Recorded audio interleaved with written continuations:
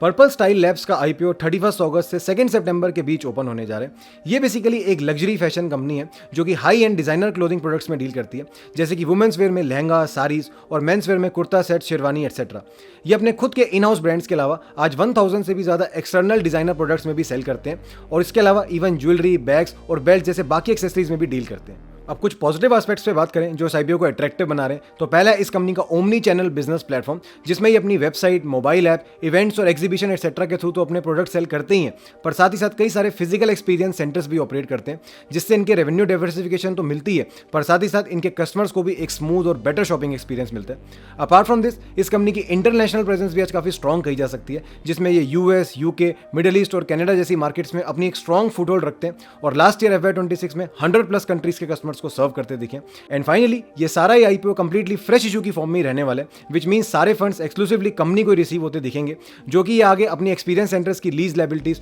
और sales and marketing related expenses में utilise करने वाले, विच इज क्वाइट फेयर। पर अब इस आईपीओ से जुड़े कुछ रिस्क या चैलेंजेस को भी जरूर समझ लेना चाहिए। पहला कि अपने रेवेन्यू के एक सिग्निफिकेंट पोर्शन के लिए आज सिर्फ वुमेन्स वेयर सेगमेंट पे डिपेंडेंट रहते हैं। पिछले तीनों ही फाइनेंशियल ईयर्स में इनकी जीएमवी यानी ग्रॉस मर्चेंडाइज वैल्यू का 75% से भी ज्यादा हिस्सा सिर्फ वुमेन्स वेयर कैटेगरी से ही आया था और इतनी हाई सेगमेंट कंसंट्रेशन थोड़ी सेंसिटिव जरूर है। देन सेकेंडली, इस कंपनी का फाइनेंशियल ट्रैक रिकॉर्ड भी काफी वीकर साइड पर ही दिखाई पड़ता है, जिसमें नेट लॉसेस के अलावा इनकम में भी एक स्टेबिलिटी मिसिंग है। एंड लास्टली, इन्हीं वीक फाइनेंशियल्स के चलते इस आईपीओ की प्राइसिंग भी 575 रुपीज के अपर प्राइस बैंड पे काफी एक्सपेंसिव नजर आ रही है। सो ऑन होल इन सभी फैक्टर्स का एनालिसिस करने के बाद ये ओवरऑल एक न्यूट्रल सा आईपीओ कहा जा सकता है। कंपनी की ओमनी चैनल बिजनेस स्ट्रेटजी जरूर काफी इनकरेजिंग है, लेकिन क्योंकि वैल्यूएशंस और फाइनेंशियल्स दोनों का ही सपोर्ट मिसिंग है, इसलिए ऐसे में सिर्फ और सिर्फ अच्छे सब्सक्रिप्शन नंबर्स और पॉजिटिव जीएमपी का सपोर्ट मिलने पर ही हमें इस आईपीओ से एक flat to fair kind of listing की उम्मीद लगाकर चलना चाहिए एंड नथिंग मोर।